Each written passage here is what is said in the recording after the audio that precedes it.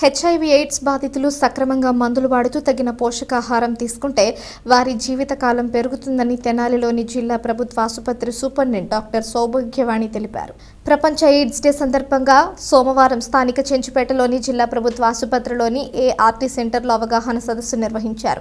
AIDS నిరోధానికి తీసుకోవాల్సిన చర్యలను జిల్లా ప్రభుత్వ అధికారి సూపరింటెండెంట్ డాక్టర్ సౌభాగ్యవాణి వివరించారు. ఎవరికైనా ఎయిడ్స్ వచ్చినట్లయితే బాధితులు తీసుకోవాల్సిన జాగ్రత్తలను తెలియజేశారు. కార్యక్రమంలో డాక్టర్ రమ్యకృష్ణ, డాక్టర్ స్నేహ మాట్లాడుతూ ఎయిడ్స్ బాధితులు క్రమం తప్పకుండా మందులు వాడాల్సిన ఆవశ్యకతను తెలిపారు. Red cross Tenali unit chairperson Ummaneni Bhanumathi మాట్లాడుతూ ఎయిడ్స్ వ్యాధి ఇంకా వ్యాప్తి చెందుతున్నందున అప్రమత్తంగా ఉండాలని సూచించారు.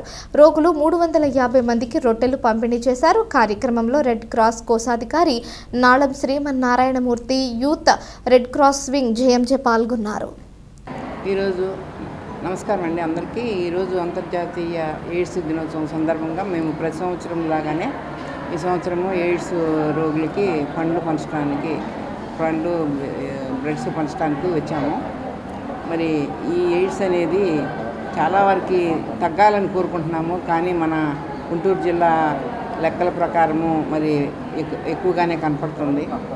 ఇది ఒక రోగం కాకుండా చాలా జాగ్రత్తలు తీసుకొని మరి ప్రభుత్వం అన్ని విధాల మందులు ఇస్తుంది కనుక మరి సాధ్యమైనంత మేరకు వీళ్ళు అన్ని జాగ్రత్తలు పాటించి దీనిని ప్రజలలోకి తీసుకురాకుండా జాగ్రత్త పడాలని మన ఇండియన్ రెడ్ క్రాస్ తరఫున కోరుకుంటున్నాం.